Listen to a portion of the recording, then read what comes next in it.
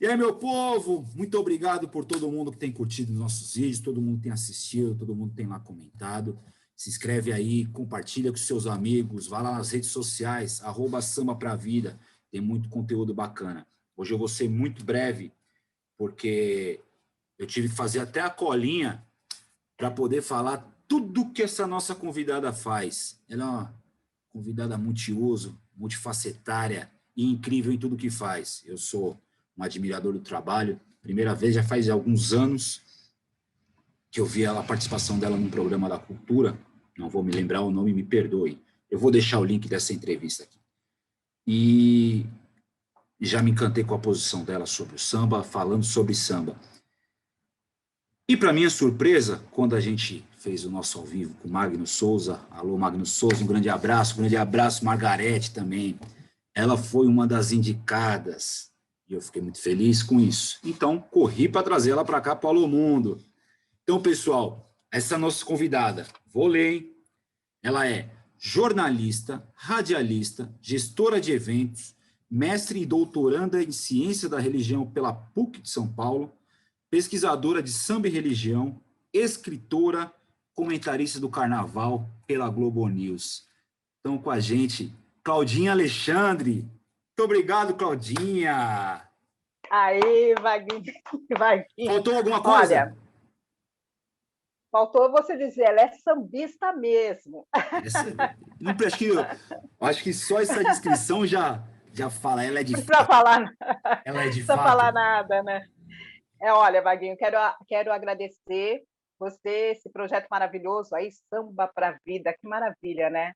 Samba é vida, samba é tudo. Eu digo que o samba não é só um gênero musical, samba é um complexo cultural, social, e cabe ao samba fazer tudo que vocês têm feito aí por tantas pessoas. Parabéns para vocês.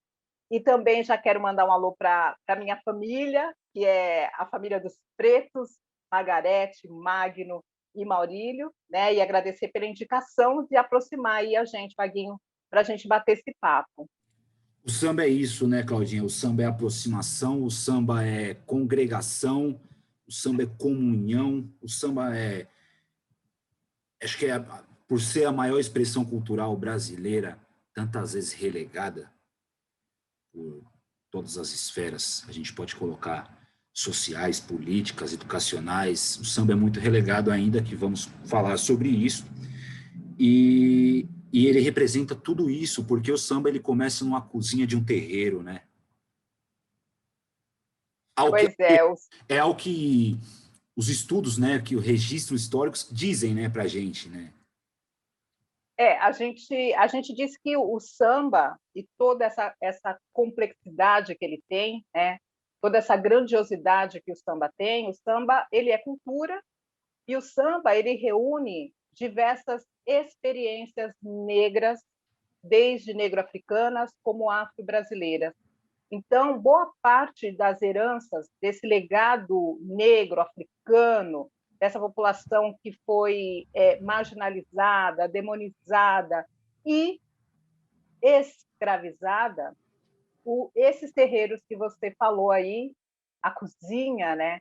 O terreiro dos ajuntamentos, da força para ressignificar a humanidade, é o que significa o samba. Então, quando você fala o samba nasce na cozinha, você me lembra a minha casa, né? A formação de tantas casas pretas, de casas da periferia, que se educaram através de letras de samba, né? Que se emocionaram com sambistas pretos, com grupos de samba que conseguiram chegar até o mercado fonográfico e mandar a mensagem, né? O samba também é uma voz ativa da sociedade, né? Não só da reconstrução do negro, mas do que faz falta à nossa história do Brasil, saber sobre a própria identidade nacional. E eu acho que boa parte da nossa identidade com o Brasil, com as nossas coisas, com a nossa musicalidade, com a comida, o jeito de falar, a ginga, né? O jeito de se vestir, ele vem desses terreiros, e desses terreiros que pulsaram, né? E que deram o nascimento ao que a gente vai chamar de samba, que, como eu falei no início, é mais do que o gênero musical, né? O samba é a escola de samba, é o samba de roda, são os batuques, né? São os terreiros, são os orixás. Então, a gente tem muitas experiências reunidas, né? Nessa árvore grande que é o samba.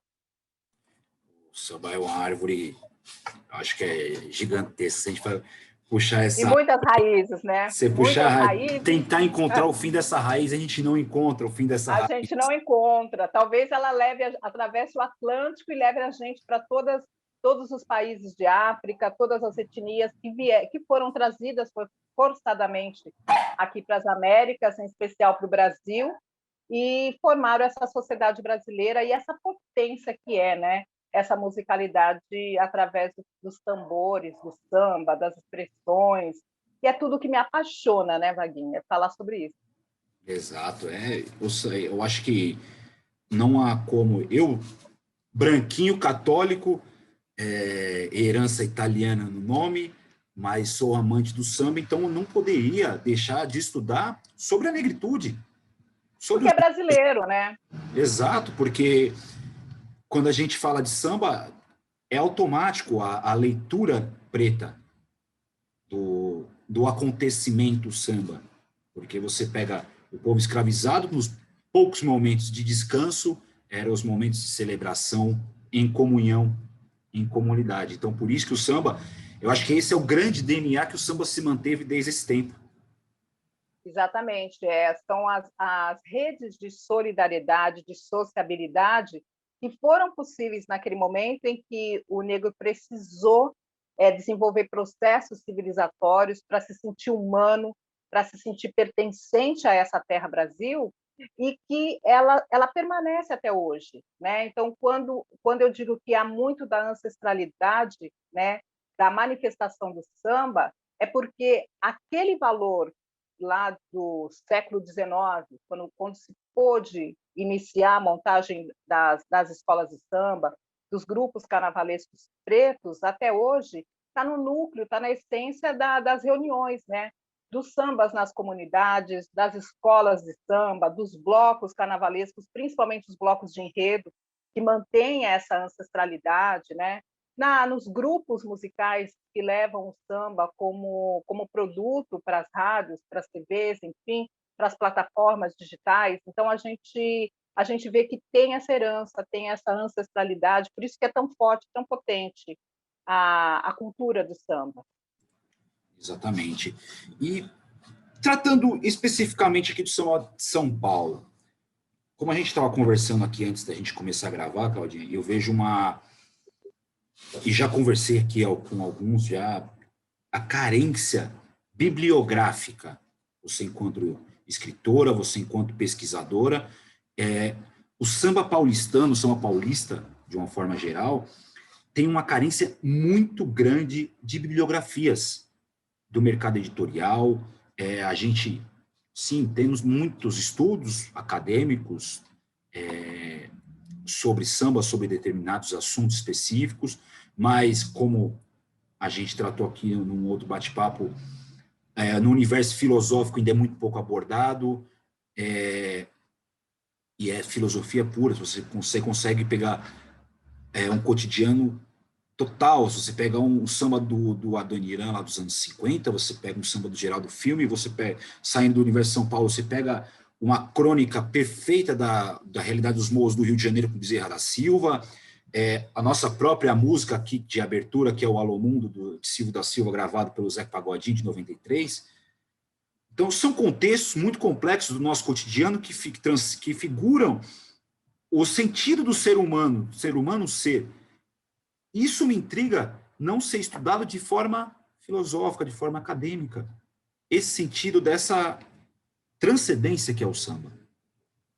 Você está falando da questão do conhecimento, né? De um conhecimento que o samba guarda e que ainda é tão inacessível, né? Quando você diz, olha, tem pouca bibliografia. Se a gente for falar em mercado editorial, o mercado fonográfico ainda tem registros dessa história do samba, e quando eu digo a importância que foi a década de 60 e 70 dos sambas enredos cariocas, para que a gente entendesse a presença do negro na história do Brasil, né? Que eram enredos que traziam a história do Brasil e incluíam o negro, coisa que os livros escolares não faziam, coisas que os livros das edições comerciais não traziam, coisas que a gente, quando ia para a escola, só ouvia falar do negro no 13 de maio, como sendo a protagonista da história, uma mulher branca, uma princesa Isabel.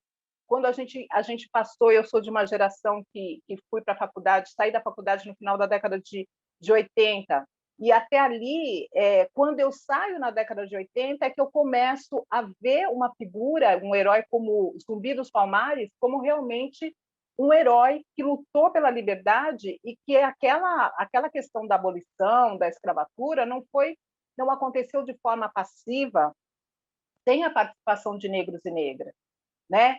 E quando você fala da falta que a gente tem de registro sobre o samba, sobre os personagens do samba, isso muito mais aqui em São Paulo, né? E eu acho que em outras localidades que não o Rio de Janeiro, porque o Rio de Janeiro nos dá não só a manifestação da escola de samba, em primeiro lugar, é ali o nascedouro da escola de samba, é ali que a gente vai ouvir falar sobre essa organização escola de samba, do samba para sambar, para sair na rua enquanto procissão, é Rio de Janeiro. A gente, no Rio de Janeiro, tem uma bibliografia considerável sobre o samba, sobre a história de samba. Aqui em São Paulo, a gente tem essa carência.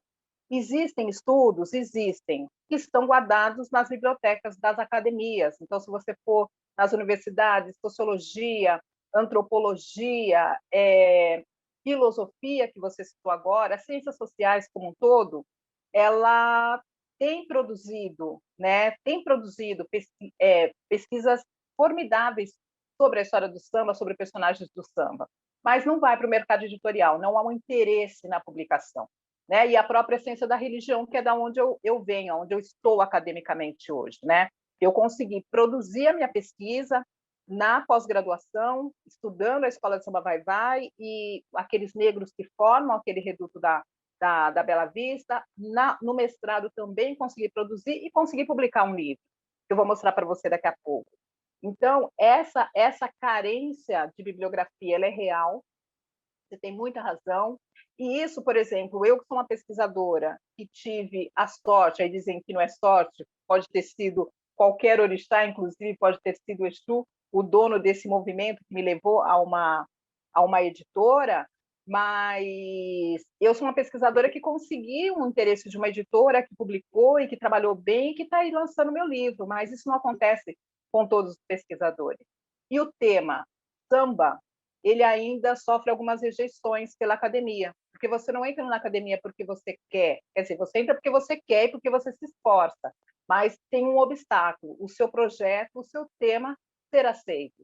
Então, eu sei de vários pesquisadores que tiveram muita dificuldade de convencer a universidade de que aquele tema samba, do viés que ele ia estudar, era realmente ciência. E era importante para a comunidade, não só científica, mas para a sociedade, que aquela pesquisa fosse realizada. Eu fiz a minha pesquisa na ciência da religião, que é uma ciência que estuda todas as linguagens e possibilidades religiosas e de relação do homem e mulher com o sagrado. E aí eu chego na academia e digo, olha, tem uma relação com o sagrado permanente, contínua, na escola de samba com as matrizes africanas. E aí eu consegui convencer, e aí o projeto passou na pós-graduação e passou no mestrado. Mas, só para te falar, qual é o caminho para depois que tudo está pronto, você entregar e você concorrer no mercado editorial e dizer, olha, é o samba, né? É o samba a minha ciência, é o samba o meu produto, é isso que eu quero entregar para a sociedade. Então, essa carência, ela está ligada não só ao interesse, né? Mas um dado histórico, que é o dado de como as relações étnico-raciais se construíram no Brasil. Né? Se construíram a partir da escravização do elemento negro, que foi totalmente inferiorizado. Então, no nosso DNA social, está ali marcado que, ao olhar um corpo negro de um homem ou de uma mulher, você está olhando algo inferior. E que não há, naquele corpo, naquela representação, naquela pele negra, nada que sirva, que te sirva, que você possa seguir, Isso aí é um imaginário que foi construído a partir do colonialismo, de que os negros são inferiores a qualquer outra etnia, raça, para construir qualquer valor para a sociedade. Então, quando a gente acha falta dos negros em algumas posições sociais, quando você quando você vai contar nos dedos quantas cantoras negras hoje de sucesso a gente tem no Brasil, né, para fazer um recorte, né? Aí, quando você sente falta, não é porque não tem, é porque não tem valor. Então, por que a gente não tem a história do samba de São Paulo publicado em livros, mais debatido, ou pelo menos como matéria na rede de ensino pública? Né? Isso eu debato muito. Por que nós, no Brasil, não estudamos o samba na escola? Né? Se o samba me formou, se a gente cantava em casa todo final de semana samba enredo, e eu descobria que tinha reis e rainhas negros, e que o negro não era só aquele que tomava chibatada, e que eu ia todo 13 de maio ter que sentar e ouvir os professores falando sobre negritude associado ao negro e aquelas figuras horríveis daqueles livros escolares, dos negros machucados, chicoteados, e que só tiveram liberdade e puderam ser livres por causa de uma assinatura da princesa Isabel, né? Então, são muitas faltas, e faltas históricas, né, Paguinho, que a gente tem sobre a inserção e a valorização real do negro na sociedade brasileira. Exato, exatamente. Acho que essa pauta racial tem que ser muito melhor abordada, principalmente nas escolas. Eu acho que a escola é o ponto de partida para a mudança de qualquer sociedade. Isso mesmo. Escola. A gente, hoje muito se fala em doutrinação escolar, que as escolas estão doutrinadas, mas ainda assim, mesmo com essa doutrina toda, a escola não ensina que a real história negra do mundo, não só do Brasil.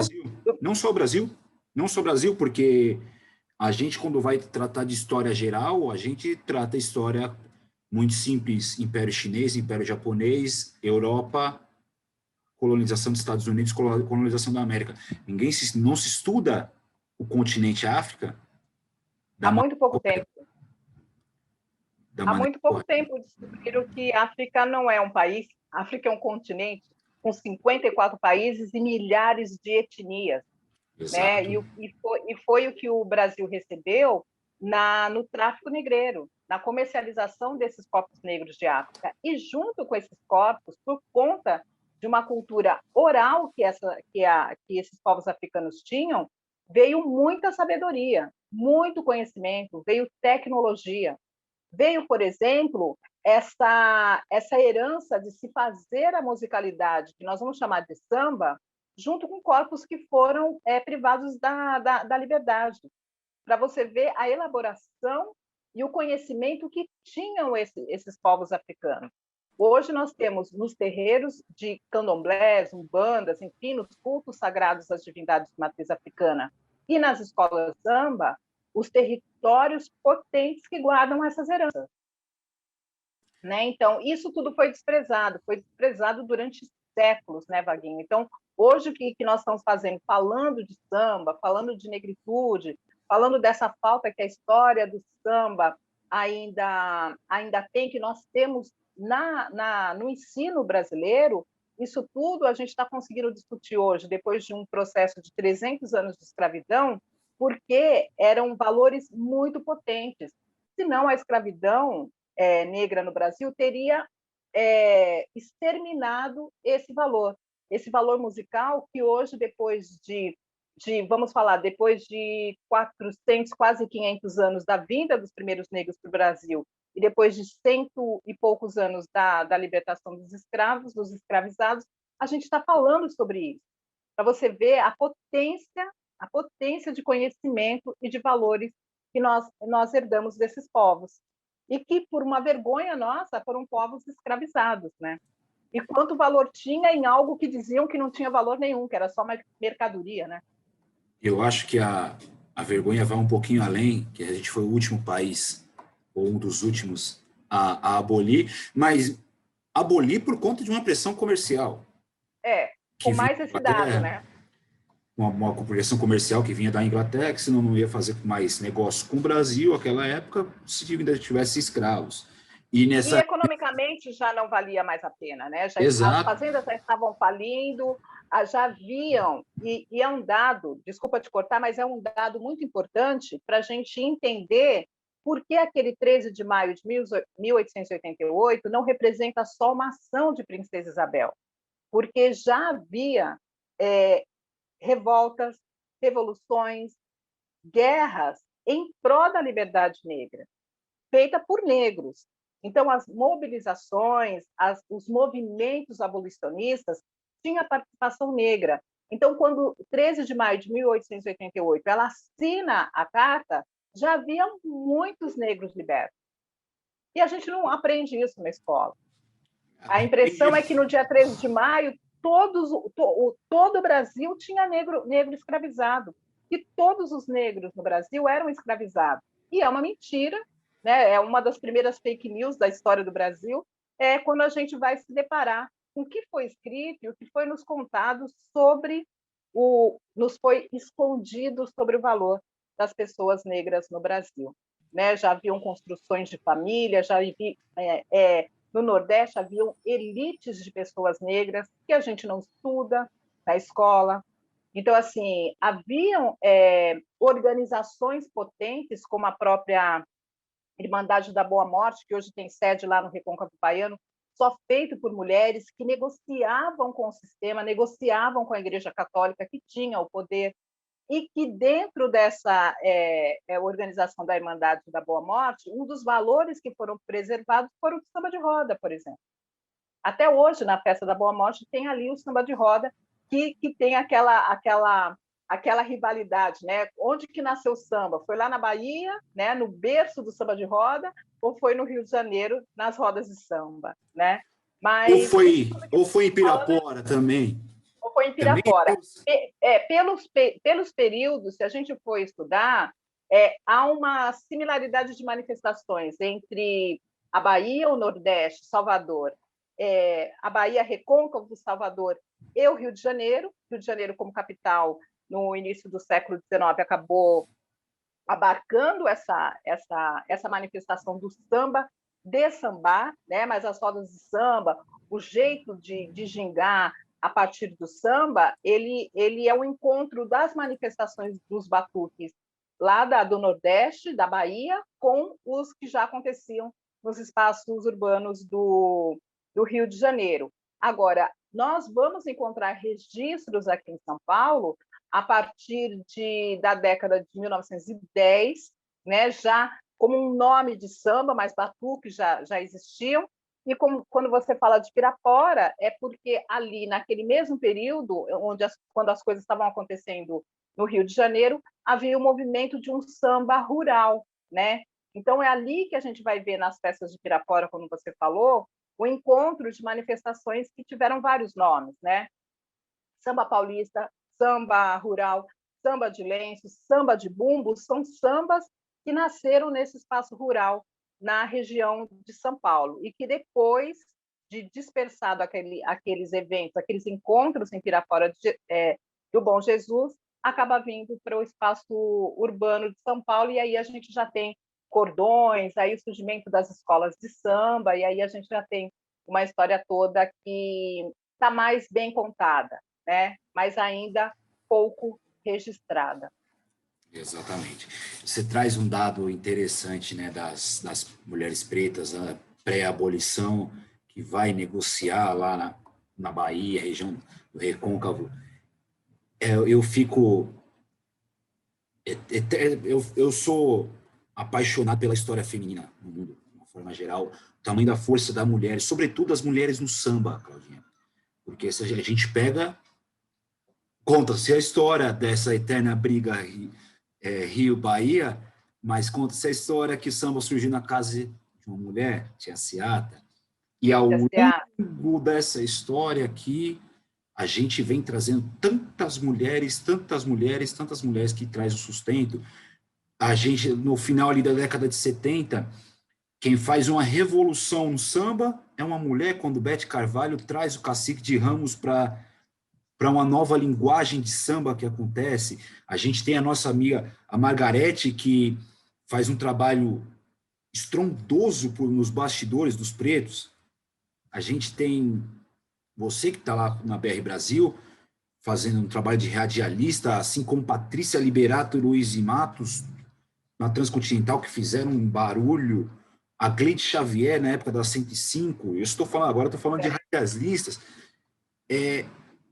A força da mulher, cara, na história do samba, na história da cultura brasileira, é muito forte. Só que, ao mesmo tempo, existe o tal do preconceito, cara, que eu não consigo entender como o homem consegue pensar que é mulher, sendo que a mulher que é o sustento disso tudo. Pois é, o que você fala se chama machismo, né? E sexismo também, né? Mas se a gente for contar a história lá a partir de Tia Seata, que você lembrou bem, Tia Seata, Dona Hilária Batista de Almeida, que nasce no período da escravidão, né? Ela nasce em 1854, ela vai chegar no Rio de Janeiro quase com 30 anos de idade, em 1876, e está aí uma história que ainda não está bem contada, né? Nós temos uma história única de Tia Seata. Eu tenho pesquisado a história de Tia Seata desde 2008 e tenho tentado, como toda a história do negro no samba, juntar os retalhos que sobraram sobre essa passagem de Tia Seata na vida, né? Porque ela é uma mulher que nasce em 1854 no Recôncavo Baiano, né? É reivindicado a cidade natal dela como Santo Amaro da Purificação, no Recôncavo. Há pessoas que dizem que ela nasceu em Salvador, então aí a história da Tia Seata é cheia de lacunas que a gente precisa preencher. Eu, nas minhas pesquisas, encontro a origem de Tia Seata no Recôncavo Baiano, e ainda estou debatendo porque é uma pesquisa que eu tive que parar, porque agora eu estou fazendo uma tese de doutorado. Mas eu quero ainda finalizar uma pesquisa sobre uma história da Tia Seata que não seja só ela sendo a matriarca do samba, dona de um casarão no Rio de Janeiro. Né? Eu quero voltar um pouco para saber como é que uma mulher que nasce num período da escravidão, em 1854, no recôncavo da Bahia, consegue passar pelo que ela passou, né? Ressignificar a existência dela, chegar no Rio de Janeiro e ser uma grande empreendedora que não era só sambista, ela cantava, ela tocava, ela sambava, ela tocava um terreiro de candomblé, ela fazia rodas de samba dentro da casa dela, ela também negociou com o sistema para que fosse permitido que a casa dela fosse um centro cultural de reunião de intelectuais, de grandes compositores, de sambistas, de grandes mulheres que passaram pela casa de Tia Seata, né? Então, eu ainda tento reconstruir isso e fico olhando como a história da Tia Seata, daqui a pouquinho ela vai ser apagada e a gente vai contar sobre ela só na história daquele casarão, né? Existe um livro escrito pelo Roberto Moura, A Tia Seata e a Pequena África, no Rio de Janeiro, mas é um livro que não está exclusivo sobre a vida de Tia Seata e que também traz poucos dados da vida da Tia Seata antes dela chegar no Rio de Janeiro e revolucionar, de certa forma, aquela região. Saindo de Tia Seata, a gente vê esse apagamento, né, essa marginalização do que aconteceu com a mulher negra, com o elemento feminino negro na história do samba. Então, ela passa a partir do primeiro samba gravado, a gente pode pôr como marco 1916, ela passa a ficar à margem. Então, naquele momento em que a mulher negra ela era muito valorizada como a grande mãe, o grande elemento ancestral feminino para aquelas manifestações do samba, os ranchos iam na porta das tias para pedir bênção para sair no carnaval. Né? Tia Seata era realmente a grande referência quando se falava em reunião para sambar. Né? Ela levou o tabuleiro de baiana dela para as ruas, ela levou para a Festa da Penha, onde tinham lançamentos de samba um período anterior ao registro oficial do samba, dado como 1916, pelo telefone. E aí, Vaguinha, a gente começa a fazer o percurso de grandes cantoras de samba, mulheres, na sua maioria negras, e como elas foram enfrentando o sistema. Né?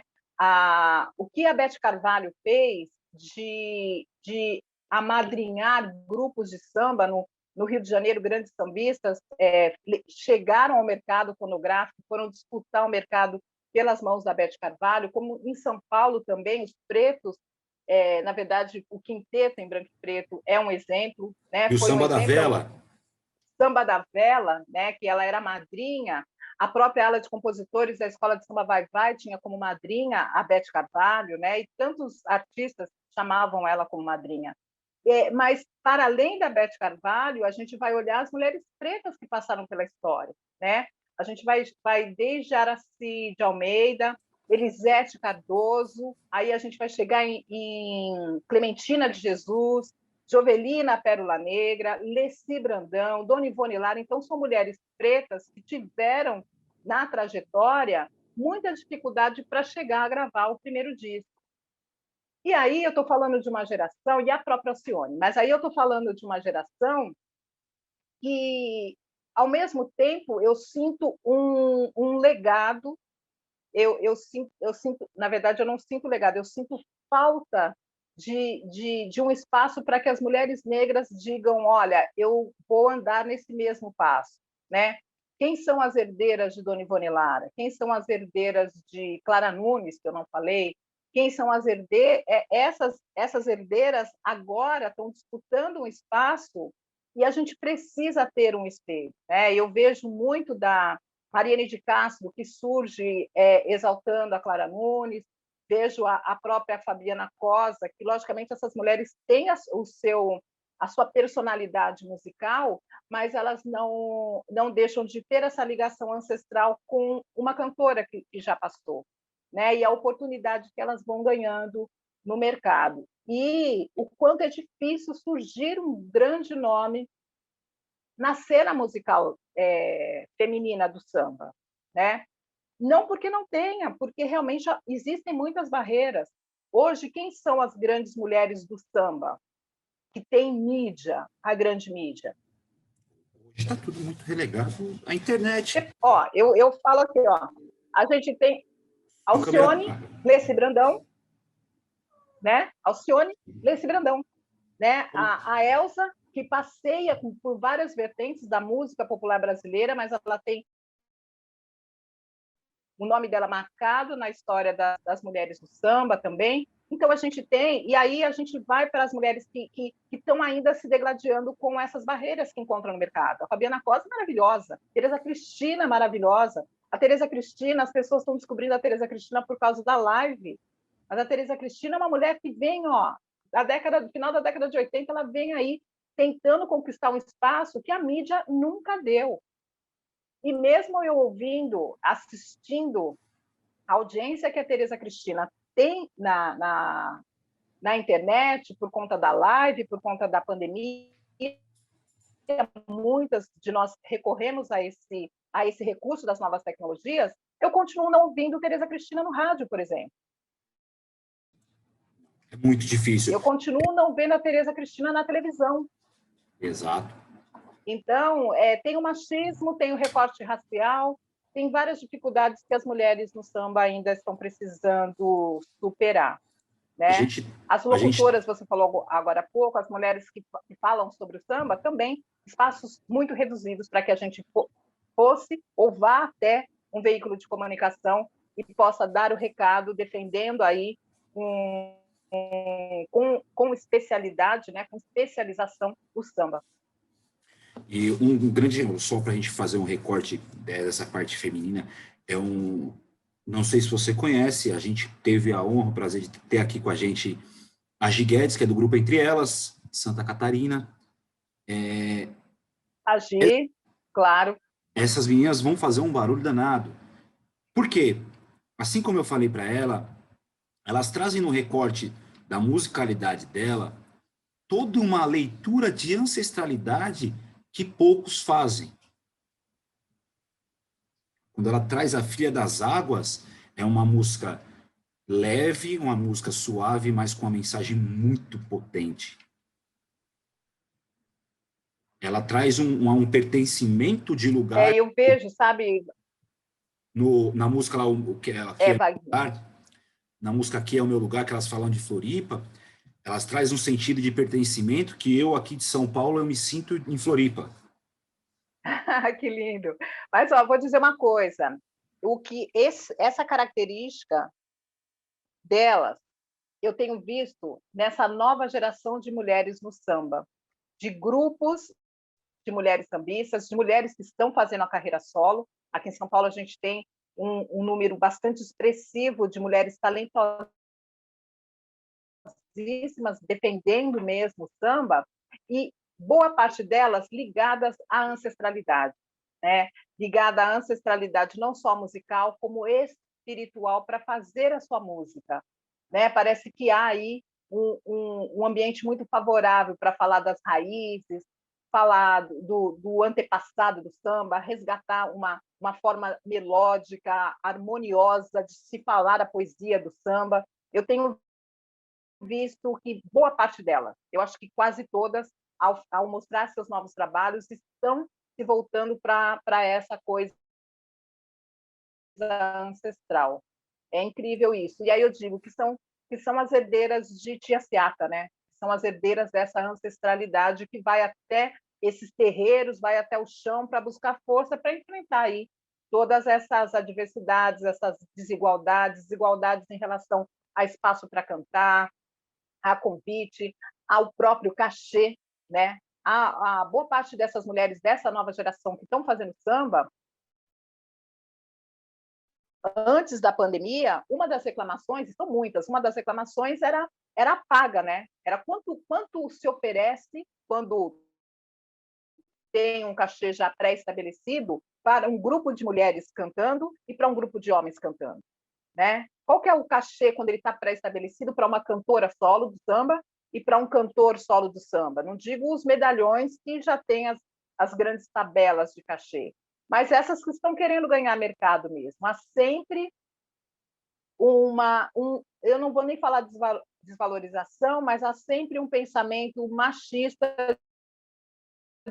de que ali não é o espaço da mulher, né? Então, ela ganha menos. Ela já está cantando. Ela já tem um espaço para ela cantar, vai querer ganhar cachê.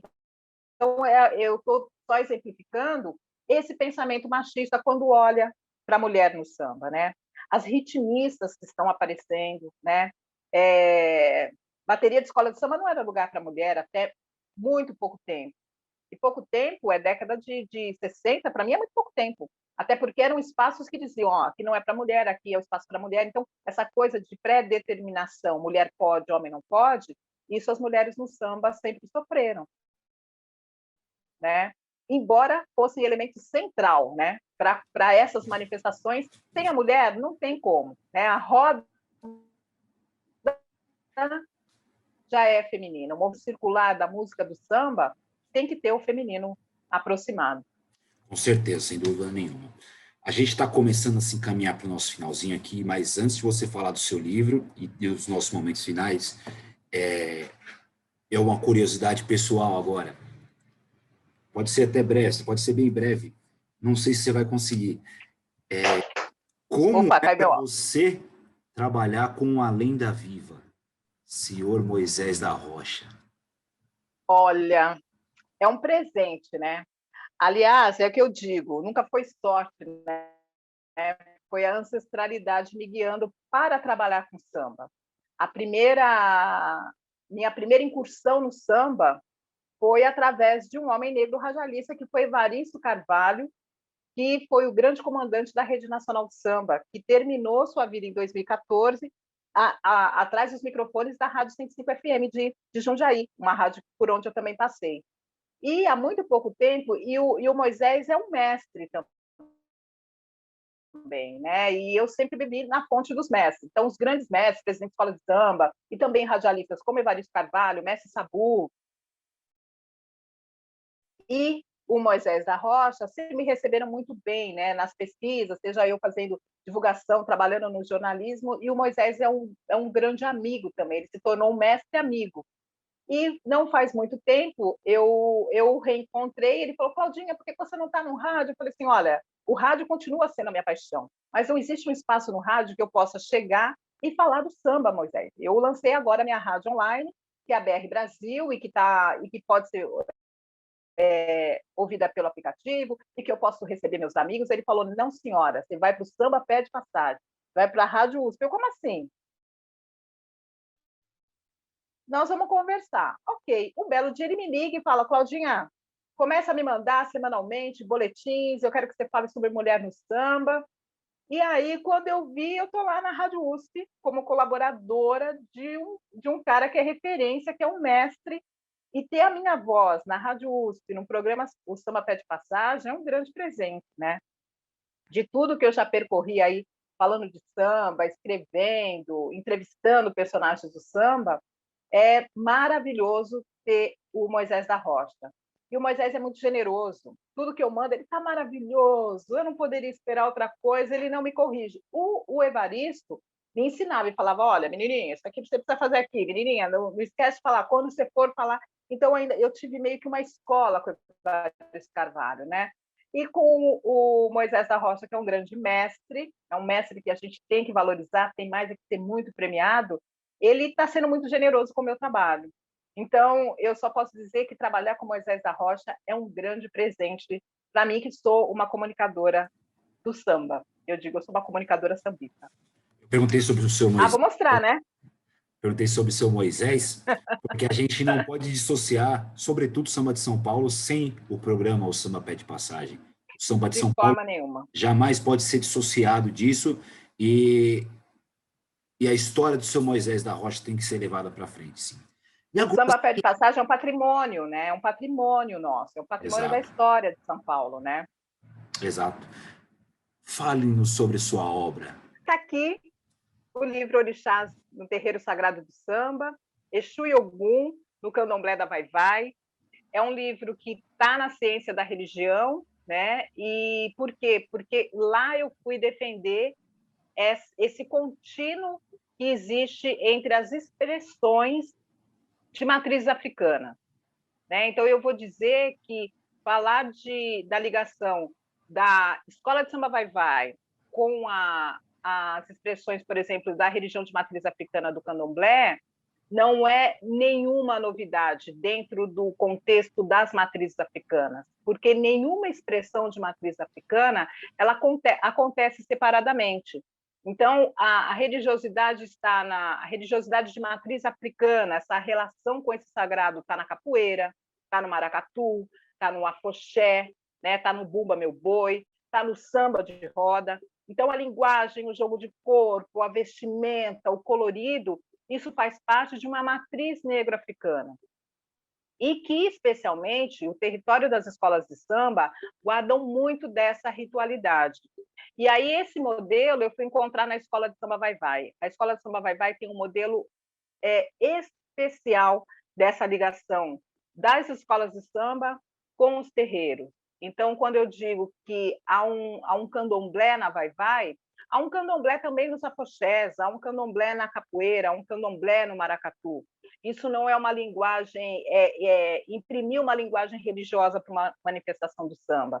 Eu estou imprimindo uma linguagem da cultura negro-africana e estou trazendo a Vai-Vai como modelo. Então, eu conto como é que a Vai-Vai instalou uma devoção aos orixás Exu e Ogum na escola de samba, que isso é uma devoção que está ligada a uma tradição e não a escola de samba ser religiosa, ou que os componentes que estão na Vai-Vai são adeptos da religião do candomblé. Lá tem evangélicos, tem gente que é espírita, tem gente que é católica, tem gente que é da Umbanda e tem gente que é do candomblé.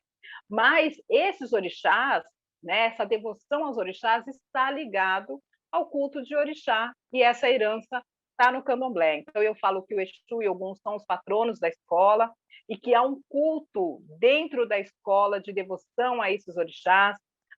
Eu falo sobre a imagem de São Jorge, que não está só na Vai-Vai, é como se São Jorge fosse o patrono de todas as escolas de samba. Eu vou dizer que no Rio de Janeiro, escolas de samba como Mangueira, Portela, Império Serrano nasceram dentro de terreiros de candomblé, e que eu fui buscar em São Paulo as escolas de samba que tinham essa ligação estreita, e encontrei tudo lá na escola de samba Vai-Vai. Então, eu falo dos antigos presidentes que tiveram ligação com as religiosidades de matriz africana. acontecimentos curiosos em relação a essa religiosidade. Falo de gente como Pé Rachado, falo de Seu Chiclé, falo de presidentes que tiveram ligação, falo de Tobias da Vai-Vai, eu falo da presença de um responsável religioso na escola de samba Vai-Vai, como se deu, né, esse culto a Exu e a Ogum dentro da história dessa escola de samba Vai-Vai, que é a escola de samba mais negra da cidade de São Paulo. E está aqui, né, nas melhores livrarias e na editora Aruanda, que é a editora que está fazendo toda a distribuição do livro. Já vou fazer meu pedido para a biblioteca. Vou entrar lá no site da editora Aruanda, pessoal. Editora Aruanda, eu vou deixar o link na descrição, tá? Para quem quiser adquirir o livro. Obrigada, Paquinho. Vou deixar o link aí na descrição e eu vou fazer meu pedido lá na editora Aruanda. Já está feito o seu pedido. Aguarde que vai chegar aí. Seu pedido já está feito. Claudinha, estamos chegando aos nossos momentos finais. Os nossos momentos finais aqui do Samba pra Vida, do quadro Alô Mundo, ele é dividido em 3 partes. Primeira delas, assim como Magno Souza e Margarete Valentim foram os nossos elos de ligação, a nossa ponte. Pois é, obrigado, família. O Samba pra Vida, ele tem como grandes preceitos, assim como o samba, ser convergência, ser comunhão, sobretudo comunhão de ideias, ser conexão entre as pessoas. Nesse sentido, a gente pede para que o nosso convidado indique uma pessoa para que venha conversar aqui, e que ele vai ser a ponte. Vai ser esse ele de ligação. Olha, então vamos indicar uma mulher no samba paulista? Vontade. Eu vou indicar para... Eu não sei, você já falou com Raquel Tobias? Não falei com Raquel Tobias. Já foi citada e não falei com ela aqui. Então, mais uma citação, agora mais uma reivindicação para que você converse com essa mulher negra maravilhosa que está levando samba, sambas de roda, rodas de samba, está fazendo lives de samba também. A Raquel Tobias tem uma história maravilhosa com samba paulista e paulistano, e eu acho que é nela que eu vou. A indicação é para ela. Ótimo. Então, Raquel Tobias estará no Samba pra Vida, no Alô Mundo. Indicação de Claudinha Alexandre. Depois a gente entra em contato para a gente fazer a ponte. Segundo momento, Claudinha Alexandre, qual o recado que você daria para o mundo? Para o mundo? Primeiro, de muito amor, né? De muito amor pelas nossas raízes, de valorização da nossa história. E, olha, quando você fala mundo, a gente tem que sair um pouquinho, né? Eu acho que o amor, ele é universal. Então, eu acho que a gente precisa de amor, a gente precisa de paz, né? O fundamentalismo, ele não está só aqui no Brasil, é ele que na verdade, deteriora as relações humanas. Então, mais amor, por favor. Mais amor, por favor. O amor é sempre reivindicado aqui em Samba pra Vida. Por fim, Claudinha, os meus agradecimentos. Claudinha, assim como eu falei no início, eu já acompanhava, de certa forma, o seu trabalho, tive esse primeiro contato com esse programa da cultura. Foi sobre o Dia Nacional do Samba. Você falou Dia que Nacional não sabia. Samba. Isso, esse mesmo. Eu fui falar sobre o Dia Nacional do Samba, 2 de dezembro. Exatamente. E ali já me impressionou já uma forma suave, doce de se lidar com um assunto tão forte, ainda mais sendo um programa com 4 mulheres. Pois é, tinha gente forte ali. Falando só sobre samba. E quando veio a indicação de Magno Souza, eu falei, pô, cara, aí sim. Então, por isso, até, eu preferi não ir atrás para estudar mais sobre Claudinha Alexandre, que era justamente para eu ter essa aula. Eu vi desarmado para cá, para ter esse conhecimento sobre a sua pessoa, sobre as suas ideias, sobre o seu pensamento. E não foi nada diferente do que eu já imaginava. Obrigada, vai. Muito mais enriquecedor para mim. Eu creio que para todo mundo que verá, que está vendo esse programa, consegue tirar uma bagagem para você, para si. Então, o seu trabalho de pesquisa, assim como eu faço, você tem sido um exemplo para mim. Então, obrigada. Eu vou para as fontes para que a minha pesquisa, hoje uma pesquisa somente para eu poder fazer esse quadro, e também fazer os outros quadros lá no Instagram do Samba para a Vida. Então, eu saber que tenho mulheres pretas tão fortes como você, mulheres pretas que estão inseridas dentro do nosso universo, me deixa confortável que o nosso passado não vai ser tudo relegado. Então, muito obrigado por você ter aceito o nosso convite e ter trazido essa aula para a gente. Eu que agradeço. De novo, parabenizo você, saúdo a sua vida, a sua energia para tocar aí esse samba para a vida, né? Parabéns pelo seu trabalho, obrigado pelo convite, né? Essa generosidade sua de me dar aí esse espaço de fala. E um abraço para todos que estão curtindo aí o Samba para a Vida. Parabéns, viu, Vaguinho? Obrigado. Pessoal, gostaram aí do vídeo? Deixa aí seus comentários, deixa seu like, compartilha com os amigos. Claudinha Alexandre, vai lá comprar o livro dela, pô. O livro dela vai ser bacana, deve estar muito bacana. Tô louco para ler. E pode sintonizar a BR Brasil Show lá, que é pelo aplicativo 24 horas de samba. A gente está lá. BR Brasil Show, aplicativo 24 horas de samba. Eu ouço aqui na minha casa. Obrigada. Deixa aí nos comentários um livro de samba que você goste. Vamos falar para a gente. Vamos tentar ir atrás desse escritor para que a gente traga ele aqui para bater essa ideia. Beleza, pessoal? Muito obrigado. Alô, mundo, olha eu aqui! Alô, mundo!